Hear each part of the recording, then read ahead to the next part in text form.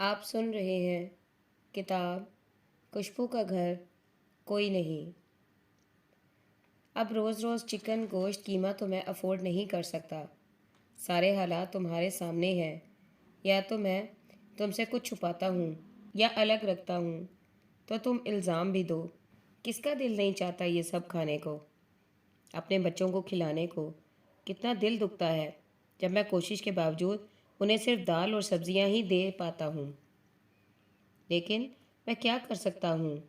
رزق حلال میں تو یہی کچھ ممکن ہے۔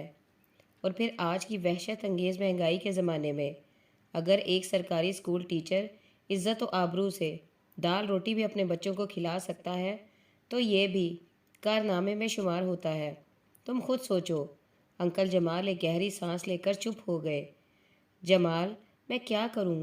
مجھے بھی تو بتائیں۔ ابھی اس کا زخم تازہ ہے، سنبھلنے میں کچھ وقت لگے گا، پھر خود ہی آہستہ آہستہ ایڈجسٹ ہو جائے گی۔ سمجھدار ہے، خود ہی سمجھ جائے گی۔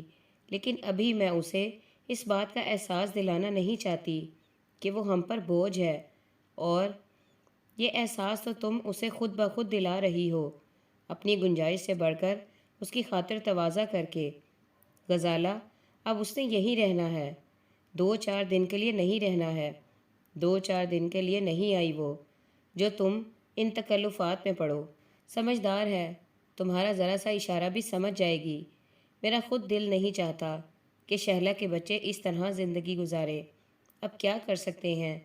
انہوں نے تو بچوں کو پھولوں کی سیج پر رکھا تھا، اب زندگی انہیں حقائق کے کانٹوں میں دھکیلنا چاہ رہی ہے تو میں یا تم اسے فروغ نہیں کر سکتے، کوشش بھی نہیں کر سکتے کہ ان کانٹوں کی موجودگی کے باوجود ان کی زندگی کو کچھ سہل بنا سکیں۔ حقائق کی تلخی ان چکن کبابوں یا گوشت سے کم نہیں ہو جائے گی۔ انہیں زندگی اتنا بڑا ہاتھ دکھا چکی ہے کہ ساری زندگی دنیا کے خزانے اور عیش مل کر بھی اس کی تلافی نہیں کر سکتے۔ یہ حکم ربی ہے اور اسے کوئی نہیں ٹال سکتا سوائے اسی رب کے۔ عبیرہ کو تم گھر کے ماحول میں مکس کرنے کی کوشش کرو، اسے محبت اور اچھی تربیت دو، اچھے اخلاق اور اچھے کردار کا شفاف آئینہ بناؤ۔ ان ابدی نعمتوں کے مقابلے میں لمحاتی نعمتیں کچھ معنی نہیں رکھتی۔ یہ باتیں تم مجھ سے زیادہ سمجھتی ہو۔ پھر یہ سب؟ وہ جیسے تھک کر چپ کر گئے۔ کمرے میں خاموشی چھا گئی۔ ابھی نیا نیا صدمہ ہے، کوشش تو کر رہی ہوں۔ بچیاں بھی اسے بھرپور محنت اور توجہ دینے کی کوشش کر رہی ہیں، مگر پھر وہی آپ کی بات صحیح ہے کہ جتنا بڑا نقصان ان کا ہو چکا ہے، ان چیزوں سے اس کی تلافی ممکن نہیں۔ لیکن ابھی ان کے ننھے ذہن اس خسارے کی نوعیت کو سمجھنے سے قاصر ہیں۔ اب اگر میں اس پر ناپسندیدہ کھانے بھی ٹھونس دوں تو سوچیں اس معصوم کے دل پر کیا گزرے گی۔ پہلا تکلیف دہ احساس اسے ان لذتوں سے محرومی کا ہوگا۔ کیا کروں جمال؟ مجھ سے یہ نہیں ہوتا۔ کتنے لاڈلے تھے وہ ماں باپ کے۔ شہلہ کیا سوچے گی؟ میں اس کی پھولوں سی نازک گڑیا کی چند دن بھی تواضع نہ کر سکی۔ کچھ پیسے ہیں میرے پاس، آپ لے جائیں، یہ مہینہ تو نکال لیں، پھر بعد کی بعد میں دیکھیں گے۔ ابھی اس کا اپنے اسکول میں ایڈمیشن کرانا ہے۔ وہ اس سے خاصی چپ ہے۔ افسوس، میں کچھ بھی نہیں کر سکتی، چاہتے ہوئے بھی۔ غزالہ آنٹی کا لہجہ افسوس سے بھرا ہوا تھا۔ ساری بچت تو لگ چکی، اب کیا پڑا ہے تمہارے پاس؟ جمال انکل تلخی سے بولے، اور ہاں، جس طرح کا بیڈ تم اس کے لیے پسند کر کے آئی تھی وہ تو 10,000 سے کم پر مان نہیں رہا۔ بہت اصرار کے بعد 1,500 کم کیے ہیں۔ اس کا تو یہ مطلب ہے کہ میں کم از کم اپنی 3 بچیوں کے گلے گھونٹ دوں یا ان کو سمندر کے حوالے کراؤں، یا پھر پورے مہینے 8 افراد پر مشتمل یہ کنبہ مکمل فاقہ کشی کرے، پھر بیڈ آ سکتا ہے۔ مجھے بتاؤ، تمہیں ان دونوں رستوں میں سے کون سا پسند ہے؟ وہ اختیار کر لیتا ہوں۔ انکل جمال کے لہجے میں تلخی اور غصہ اور بیزاری تھی، اس سے زیادہ اس سے کچھ نہ سنا گیا۔ وہ چپکے سے کھڑکی سے ہٹ کر اندر کمرے میں جا بیٹھی۔ وہ تو اتنے دنوں سے اپنی ہی غم میں الجھی ہوئی تھی۔ اسے تو احساس ہی نہ تھا کہ اس کے 2-4 اچھے نوالوں کی قیمت یہ خاندان کس صورت میں چکا رہا ہے۔ اتنی سی عمر میں کب اندازہ ہوتا ہے مٹن چکن کتنے کلو ملتا ہے، یا آج کے انار کیلوں کی نسبت کتنے مہنگے ہیں، یا آئس کریم اور کولڈ ڈرنک کھانے پینے کی بنیادی ضروریات سے ہٹ کر کیا عیاشیوں میں شمار ہوتے ہیں۔ اس عمر میں تو بس جو چیز نگاہ کو بھلی لگتی ہے، جس کا دل طلب کرتا ہے، بس وہی کھانے کو جی چاہتا ہے۔ اور پھر جب روپے پیسے کی بھی فراوانی ہو اور خدا کے فضل کی بھی، تو پھر اتنی سطحی اور عامیانہ سی باتیں کون سوچ سکتا ہے۔ اسے آلو پسند نہیں تھے، ماما اس کے لیے کباب فرائی کر لاتی یا ڈرم سٹکس آ جاتے، اور کچھ نہیں تو پاپا اس کے لیے پیزا لے آتے تھے، ساتھ میں چٹنیاں تو لازماً ہوتی۔ تو اسے لگتا تھا کہ آلو اور دال کا متبادل پیزا یا چکن پیٹیز ہیں، اگرچہ کبھی مگر آلو نہیں کھاؤں گی۔ اور اس وقت تو اس کے سان گمان میں بھی نہیں تھا کہ بھوک ہوتی کیا ہے، اور یہ دنیا کے مہلک ترین ہتھیاروں سے زیادہ خطرناک، زیادہ تباہ کن ہوتی ہے۔ جب اس کا غلبہ ہوتا ہے تو اشرف المخلوقات اپنی بلند منصبی سے بہت نیچے حیوانیت کے درجے کو چھو لیتا ہے۔ پیٹ کا دوزخ آگ کے دوزخ سے زیادہ شدید اور ناقابل برداشت ہوتا ہے۔ اس کا احساس صرف اسے ہوتا ہے جو اس کو سہتا ہے، ورنہ تو پوری دنیا انار سے بھری ہوئی ہے، لیکن اس سب کے لیے تو نہیں۔ کچھ لوگوں کو تو اس میں محض زندہ رہنے کے لیے، تھوڑے سے ایندھن کے لیے بھی جان لڑا دینا پڑتی ہے۔ اور غزالہ آنٹی اور انکل جمال 5 بچوں کے اس کنبے کے اس دوزخ کو جس طرح دن رات ایندھن فراہم کر رہے تھے، اب اسے اس کا اندازہ ہو رہا تھا، اور اس کے لیے اپنی بچت اور پس انداز کی ہوئی رقم کو جس طرح خرچ کر رہے تھے، محض اس کی زبان کے چسکے کو برقرار رکھنے کے لیے، وہ کن تکلیف دہ مراحل سے گزر رہے تھے۔ کاش اسے پہلے اس کا اندازہ ہو جاتا۔ یہ لوگ کیا سوچیں گے کہ شہلا اور سکندر نے اپنے بچوں کی اس طرح سے پرورش کی تھی کہ کل کو اگر انہیں آسائشوں کے بغیر جینا پڑے تو وہ دوسروں کی زندگیاں اجیرن کر دیں گے۔ اور ماما جب بھی آتی اپنے ساتھ غزالہ آنٹی کی سفید پوشی کا بھرم رکھنے کے لیے 100 طرح کے اسباب لاتی، انہیں ہاتھ سائڈ پر کر کے 1000 کے نوٹ تھما دیتی۔ آج ان کی بیٹی اس طرح ان پر زور آزمائش بن کر آئی ہے۔ کتنی بری بات ہے عبیرہ، تمہاری خاطر، اپنے بھرم کی خاطر یہ کتنی تکلیفوں سے گزر رہے ہیں۔ تانیہ اور صوبیہ بھی تو میری ہم عمر ہیں، وہ تو آلو دال دیکھ کر منہ نہیں بناتی کہ ہم نے نہیں کھانا، ہمیں نہیں پسند۔ وہ اتنی رغبت سے یہ سب کھاتی ہیں جیسے آسمان سے منو سلوہ اترا ہے، اور اتنی شدید سردی میں نیچے زمین پر گدے بچھا کر ایسے سوتی ہیں جیسے تخت طاؤس پر فروکش ہوں۔ اور میں اتنی نعمتوں میں پلی، اندر سے اتنی بھوکی، اتنی ندیدی ہوں کہ دسترخوان پر دال کے ہوتے ہوئے ان بیچاروں کے احساسات کی پرواہ کیے بغیر مظلوم صورت بنا کر غزالہ آنٹی کی پیش کردہ پلیٹ سے صرف چکن اور کباب ہی کھاتی ہوں۔ کیا میرے ماں باپ کو انہوں نے مارا ہے جو یہ سزا بھگتیں؟ جو دن ہم پر آئے ہیں کیا ان کی وجہ سے آئے ہیں جو میں کسی کا خیال نہ کروں؟ اور ماما کہتی تھی کہ بیٹا، زندگی اچھے برے دنوں کا مجموعہ ہے، اچھے دن تو سب ہی ہنس کھیل کر خدا کا شکر ادا کر کے گزار دیتے ہیں۔ اس حال میں بھی آنکھیں اور چہرہ خدا کا شکر، خدا سے راضی ہونے کی گواہی دے کر، اور یہ گواہی ہنسی خوشی اور اطمینانیت میں ہی تو ہے۔ اس وقت گرم بستر میں لیٹ کر ماما کی باتیں سننا کتنا اچھا لگتا تھا، اور ہم سوچے سمجھے جھٹ سے ان کی اچھی باتوں کو اپنانے اور عمل کرنے کا وعدہ کر لیتے تھے، یک زبان میں آئی پرومس ماما، یہ جانے بغیر کہ اس پرومس کو فیلو کرنے کے لیے جان کو کن جوکھوں میں گزرنا پڑے گا۔ لیکن کیا ہوا، آلو ہی تو کھانے ہیں، دال نہیں پسند تو کیا ہوا، نیچے زمین پر سونا اتنا مشکل تو نہیں۔ اور پھر صوبیہ کتنی اچھی کہانیاں سناتی ہے، سنتے سنتے نیند آ جاتی ہے، اور نیند میں کیا پتہ چلتا ہے کہ نرم گرم بیڈ ہے یا زمین، اور سرکاری اسکول میں پڑھنا اتنا برا تو نہیں۔ غزالہ آنٹی کی سب بیٹیاں وہیں پڑھتی ہیں، اور پھر نہ پڑھنے سے تو بہتر ہے کہ بندہ کم از کم پڑھ تو لے۔ عام ہونا، غریب ہونا تو بری بات نہیں، ہاں چور ڈاکو ہونا بہت بری بات ہے، اور گناہ گار ہونا بری بات ہے، اور غربت گناہ تو نہیں ہے۔ اور ماما کہتی تھی کہ غربت تو نبیوں کا شیوا ہے، سب پیغمبر بوریاں نشیں اور عام انسان تھے۔ اور جب ہمارے پیارے رسول صلی اللہ علیہ وآلہ وسلم کو زمین کے سب خزانوں کی کنجیاں پیش کی گئیں، اور جب ہمارے پیارے نبی صلی اللہ علیہ وآلہ وسلم کو سب خزانوں کی کنجیاں پیش کی گئیں، تو انہوں نے غربت کو ترجیح دی تھی۔ غریب ہونے کا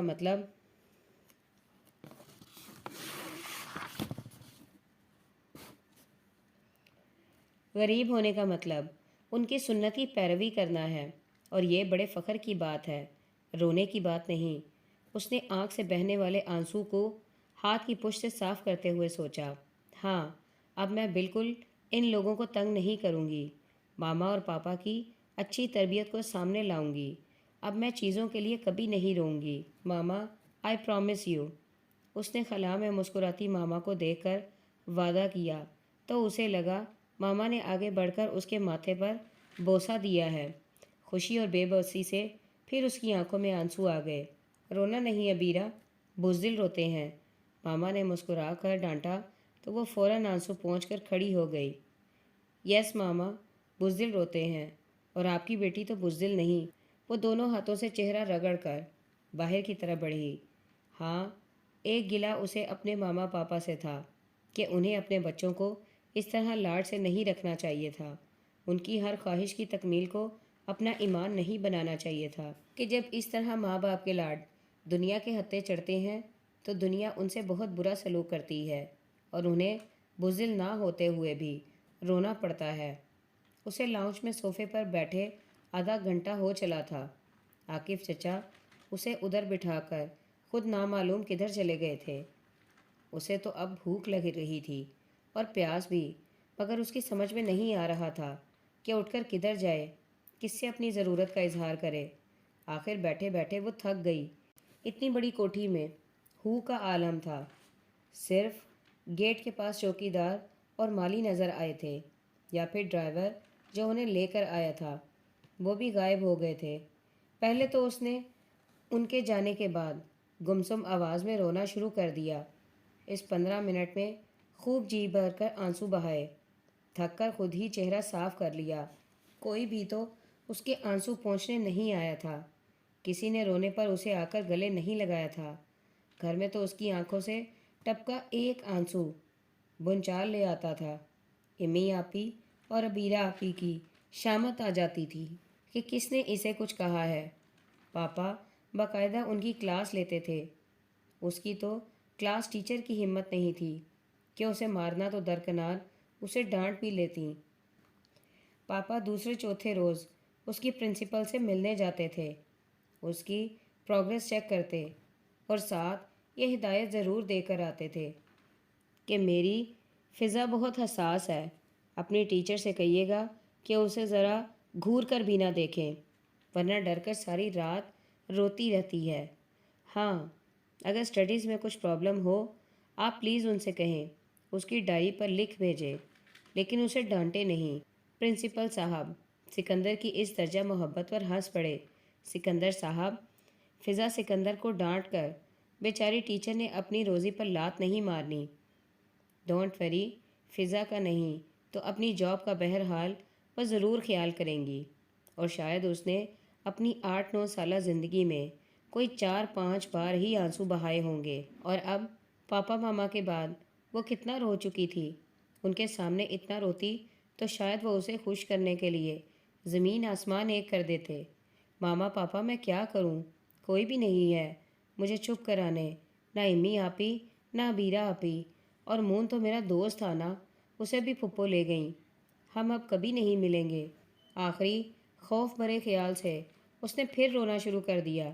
میں کہتی ہوں، ایک تو تم اپنی بھاوج اور بھائی کا سوگ منانے کا پورا مہینہ گھر اور بزنس کی پرواہ کیے بغیر ادھر بھاگتے رہتے تھے، منحوس کراچی کا بخار چڑھا ہوتا تھا، اب اس کے اترنے کی کچھ امید پیدا ہوئی تھی، تو تم اس مصیبت کو اٹھا لائے ہو۔ کیا ادھر کراچی میں یتیم خانہ کوئی نہیں تھا، یا سارے ایدی سینٹر بند ہو گئے جو تم اسے ادھر لے آئے سینے سے لگا کر؟ بڑا مزاج تھا سکندر اور شہلا بی بی کا، زندگی میں تو کبھی ادھر کا رخ نہیں کیا تھا انہوں نے۔ لاہور آتے ہی فون کھڑکا دیتے، ہم فلاں فلاں ہوٹل میں ہیں، ملنے آ جاؤ، اور تم کمیوں کی طرح بھاگے چلے جاتے تھے۔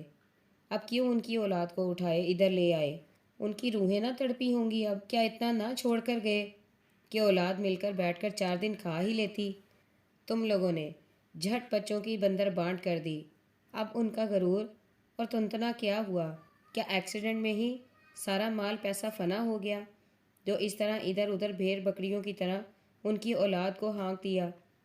پتہ نہیں کوئی عورت تھی، لاؤنج کے باہر کیا تھا، کوئی کمرہ یا کوریڈور، جو کچھ بھی تھا، آواز اتنی اونچی تھی کہ ایک ایک لفظ فضا کی سماعتوں کو چیرتا ہوا اس کے اندر ترازو ہو گیا تھا۔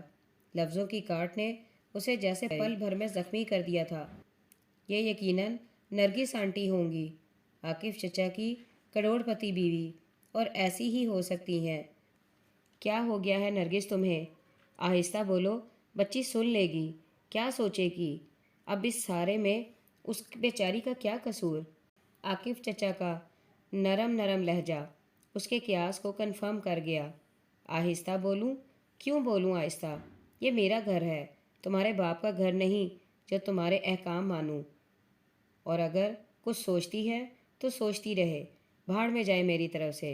بھئی تمہیں صاف بتا دیتی ہوں، اسے جہاں سے اٹھا کر لائے ہو وہیں پھینک آؤ جا کر۔ میں اس قسم کے فلاحی کام اس حد تک پریکٹیکلی کرنا پسند نہیں کرتی۔ وہاں نہیں لے جا سکتے تو یہاں بھی اچھے خاصے یتیم خانے اور چائلڈ ویلفیئر سینٹرز ہیں، جا کر وہاں اسے چھوڑ آؤ۔ میں اسے گھر میں نہیں رکھ سکتی، فضول کا ہیڈیک۔ اس کے ماں باپ کو ہم نے نہیں مارا جو ہم سزا جھیلیں۔ اگر اس کا کوئی قصور نہیں تو ہمارا بھی کوئی قصور نہیں، سمجھے؟ پر تم مجھے ایک بات بتاؤ۔ عاقف چچا کی ہر آواز کو 2 ٹوک جواب دیتے ہوئے وہ پل بھر کو رکی۔ تم اسے یہاں لائے کیسے ہو؟ میری اجازت، میرے مشورے کے بغیر؟ تم نے یہ کیسے سوچ لیا کہ میں اسے ہنسی خوشی یہاں رہنے کی اجازت دے دوں گی؟ عاقف، تم نے ایسا سوچا بھی کیسے؟ یوں لگ رہا تھا جیسے وہ اپنے شوہر سے نہیں کسی ادنا درجے کے ملازم سے بات کر رہی ہوں۔ نرگس پلیز اپنے رویے میں لچک پیدا کرو، بیچاری اس وقت بے سہارا ہے۔ ہم نے کون سا بہت کچھ کرنا ہے اس کے لیے؟ اتنا بڑا گھر ہے، کسی کونے میں تھوڑی سی جگہ دے دو۔ اتنا بڑا گھر ہے، کسی کونے میں تھوڑی سی جگہ دے دو، تنگ نہیں کرے گی۔ وہ منت آمیز لہجے میں بولے۔ اتنا بڑا گھر ہے تو کیا یتیم خانہ کھول لوں؟ ہر غریب مسکین لے کر لنگر کھول دوں؟ اتنا ہی شوق ہے نا نیکیاں کرنے کا؟ تو اس شہر میں بہتر ہے ضرورت مند اور یتیم بھرے ہوئے ہیں۔ اتنا ہی شوق ہے نا نیکیاں کمانے کا؟ تو اس شہر میں بتھیرے ضرورت مند اور یتیم بھرے ہوئے ہیں، جاؤ جا کر ان کو بھی اٹھا لاؤ۔ اور یہ اتنا بڑا گھر مسٹر عاقف یوں نہیں بن گیا، میرے باپ کی شب و روز کی کمائی سے بنا ہے۔ تمہاری طرح انہوں نے دوسروں کی دولت پر عیش نہیں کی، جس طرح تم ان کی محنت کا پھل مزے لے لے کر کھا رہے ہو۔ کیا تمہاری اوقات بھی اتنی ہے کہ ایسی لگژری لائف کا تصور کر سکو؟ شکر کرو میرے پاپا کا، انہوں نے تمہیں معمولی اکاؤنٹنٹ سے اٹھا کر اس سلطنت کا بادشاہ بنا دیا۔ اس لیے نہیں بنایا تھا کہ تم ان کے خون پسینے کی کمائی کو اس بے دردی سے اپنوں میں لٹاؤ۔ ابھی بھی میں زندہ ہوں مسٹر عاقف، اور اپنی زندگی میں تمہیں اس دریا دلی کی اجازت ہرگز نہیں دوں گی۔ ان کا والیوم بند ہوتا جا رہا تھا۔ فضا کا جسم ہولے ہولے کانپ رہا تھا۔ اس طرح بات کا بتنگڑ نہیں بناتے، چھوٹی سی بات ہے، تم نے اتنا بڑا ایشو بنا لیا ہے۔ تم اس سے کام لے سکتی ہو، وہ سارا کے سارے کام کر سکتی ہے۔ تم دیکھو تو صحیح، اتنی پیاری بچی ہے، خود بخود پیار آتا ہے۔ عاقف چچا سلجھو انداز میں بولے۔ پتہ نہیں انہوں نے اس پیار کی نظروں سے کب دیکھا تھا۔ کیا میری سارا کے لیے نوکر مر گئے ہیں جو میں بیکاری کی بھرتی کروں اور میں اسے کیوں دیکھوں؟ میری سارا خود لاکھوں میں ایک ہے، اور بات کا بتنگڑ میں نے نہیں تم نے بنایا ہے۔ میں تم سے صاف صاف کہہ رہی ہوں، اس عذاب کو جہاں سے اٹھا کر لائے ہو وہیں ڈال آؤ جا کر۔ میرے گھر اور میرے دل میں تمہارے پچھلوں کے لیے رتی برابر بھی جگہ نہیں۔ اگر تم ایسا نہیں کر سکتے تو باہر کا گیٹ کھلا ہے، اس کا ہاتھ پکڑو اور جدھر چاہے نکل جاؤ، کوئی تمہاری تلاش میں نہیں آئے گا۔ اس کی فکر تم نہ کرنا، یہ میرا آخری فیصلہ ہے، انڈرسٹینڈ؟ وہ بے مروتی اور جلال کی آخری حد پر کھڑی تھی۔ نرگس، حد کرتی ہو تم بھی۔ اچھا، میں ابھی سفر سے تھک کر لوٹا ہوں، کچھ دیر مجھے آرام تو کر لینے دو، پھر اس مسئلے پر بیٹھ کر سوچتے ہیں۔ عاقف چچا خوش آمدانہ لہجے میں بولے۔ تم سوچو مسٹر عاقف، میں نے تو جو سوچنا تھا کہہ دیا، اب مجھ سے کوئی توقع نہ رکھنا، بس اسے کہیں چھوڑ آنے کے بارے میں سوچو، اور اس کے علاوہ کوئی راستہ نہیں۔ نرگس، ممی سے تو مشورہ کر لینے دو، دیکھو میں اسے کہاں چھوڑ کر آ سکتا ہوں۔ پلیز میری خاطر، سارا کی خاطر، تم صرف ایک بار ممی سے پوچھ لو، پھر جو وہ کہیں گی آئی پرومس میں وہی کروں گا۔ عاقف چچا پھر منمنائے۔ ممی بھی میری ممی ہیں، وہ بھی وہی کہیں گی جو میں کہہ رہی ہوں، ان سے مشورہ کرنے کی ضرورت نہیں۔ ان کا لہجہ بے لچک تھا۔ ایک بار پوچھ لینے میں کیا حرج ہے؟ میں انہیں ساری بات بتا کر ایک بار فضا کو ان کے پاس لے جاتا ہوں، پھر وہ جو کہیں گی۔ پلیز، اس سے تو اچھا تھا وہ اسے پلین سے نیچے گرا دیتے چپکے سے، کسی کو پتہ بھی نہ چلتا۔ ان سے پوچھنا بھی کس نے تھا؟ اس نے سسکیاں دبا کر سوچا۔ دونوں کی آوازیں آنا بند ہو گئی تھیں، شاید ان کی مائی لارڈ کو سوچ رہی تھی۔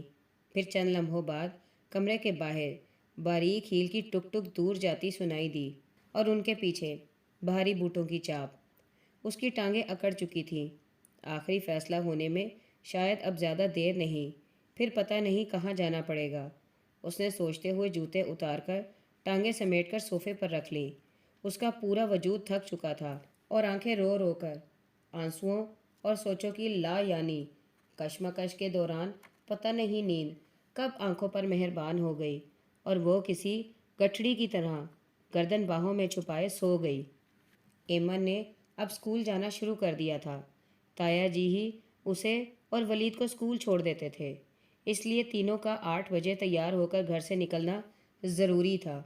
ابرار ذرا لیٹ کالج جاتا تھا، وہ یوں بھی اپنی بائک پر جاتا تھا، اور ان تینوں کے لیے بیک وقت ناشتہ تیار کرنا تائی جی کے لیے کسی افتاد سے کم نہیں تھا۔ پتہ نہیں پہلے ولید اور تایا جی کے لیے ناشتہ تیار کر کے دیتی تھیں یا نہیں، لیکن آج کل ان کا یہ روٹین ورک بھی کسی کارنامے سے کم نہیں تھا، اور یہ کارنامہ وہ ایمن کی شمولیت کے بغیر انجام دینا نہیں چاہتی تھیں۔ صبح 5 بجے ہی ان کی ہاہاکار اسے بستر چھوڑنے پر مجبور کر دیتی۔ ان کے شور و غل کو شاید نظر انداز کر کے وہ بستر پر ہی پڑی رہا کرتی، لیکن تایا جی کی ایک کڑکس اسے سیکنڈوں میں کمرے سے باہر آنے پر مجبور کر دیتی تھی۔ تایا جی کو اٹھتے ہی نہ تو کچھ دکھائی دیتا تھا نہ سجائی دیتا تھا، جب تک چائے کا لبالب بھرا کپ ان کے سامنے ان کے ہاتھ میں نہ تھما دیا جائے۔ تائی پہلے کیا کرتی تھی یہ تو اس کو خبر نہیں تھی، لیکن اب تایا جی کی اس انتہائی طلب کی تکمیل اس کے ذمے ٹھہری تھی، چاہے وہ اسے جیسے بھی سر انجام دے۔ اور پہلے دن منہ اندھیرے جب گھٹنوں کی تکلیف سے ہائے ہائے کرتی تائی جی نے اسے کیتلی میں چائے کا پانی دیتے ہوئے چائے بنانے کو کہا تو وہ جیسے گرتے گرتے بچی۔ اس عمر تک چائے بنانا تو درکنار، ان چاروں بہن بھائیوں نے چائے کبھی چکھی بھی نہیں تھی۔ ماما بچوں کو چائے دینے کے بہت خلاف تھیں، انہوں نے تو انہیں دودھ اور جوسز پر پالا تھا، چائے سے اس کی شناسائی صفر تھی۔ تو جب تائی جی نے کہا کہ اپنے تایا کے لیے چائے بناؤ تو چولہا اس نے جلا لیا، لیکن ان کی بات سن کر جلی ہوئی تیلی بجھانا بھول گئی۔ ابھی گہری نیند کا خمار بھی نہ اترا تھا۔ ہاں، تیلی ساری جل کر اس کی انگلیوں کی پوروں تک آ پہنچی تھی۔ تپش نے نرم ہاتھ کو جلا دیا تو اس نے سی کر کے تیلی کو نیچے گرا دیا۔ سنا نہیں تم نے؟ میں نے کہا ہے چائے بناؤ، ورنہ تمہارے تایا جی یوں ہی بگل بجاتے رہیں گے۔ چائے چائے کا تایا جی کی پکار پر تائی جی نے ناگواری سے اسے بے حس کھڑے دیکھ کر کہا، یہ لو پکڑو۔ انہوں نے کیتلی اسے تمبھائی۔ وہ تائی جی، اس نے سوکھے لبوں پر زبان پھیرتے ہوئے کیتلی پکڑی۔ ہاں کیا ہے؟ نیند اتر رہی ہے آنکھوں سے بیٹا۔ تم دیکھو وقت کیا ہوا ہے، پورے 6 ہو رہے ہیں، ابھی ناشتہ بھی بنانا ہے۔ کمبخت، آٹا بھی رات کو ختم ہو گیا۔ تمہارے تایا جی پراٹھا کھاتے ہیں۔ چائے کا پانی رکھ کر مجھے آٹا چھان کر دو، میں گون لوں۔ وہ اونچی پیڑھی پر بیٹھی ازحد بیزار تھی۔ اس نے ایک نظر تائی جی کے وسیع و عریض وجود پر ڈالی اور دوسری کیتلی پر۔ ہاں اب کیا میرا ایکس رے اتارنا ہے؟ پٹ پٹ آنکھیں کھولے گھورے جا رہی ہو۔ بنا لو اب چائے، میں نے تمہیں گیٹو سر کرنے کو تو نہیں کہہ دیا۔ ان کی بیزاری بڑھتی جا رہی تھی۔ تائی جی مجھے تو چائے بنانا نہیں آتی، اس نے تھوک نگل کر صاف آواز میں کہا۔ کیا؟ اب 14 طبق روشن ہونے کی باری تائی جی کی تھی۔ اوئی میرے اللہ، اتنی بڑی لونٹی کی لونٹی، 8ویں جماعت میں پڑھتی ہو اور چائے بنانا نہیں آتی؟ وہ حیرت کے سمندر میں نکل کر بولی، 8ویں جماعت میں پڑھنے کے لیے ضروری نہیں کہ چائے بنانا بھی آتی ہو۔ اس نے دونوں کاموں کے لازم و ملزوم ہونے کی نفی کی۔ ہاں تو جب زبان چلانا آتی ہو، نخرے دکھانے آتے ہوں، تو پھر چائے سیکھنے کی کیا ضرورت ہے؟ بلکہ میرا تو خیال ہے اگر زبان چلانے کا ہنر آ جائے پھر کچھ بھی سیکھنے کی ضرورت نہیں۔ اور تمہیں تو میرے خیال میں شہلا نے یہی فن سکھایا ہے، اب تمہیں کچھ اور سیکھنے کی ضرورت بھی نہیں۔ ان کا تانا آگ لگا گیا۔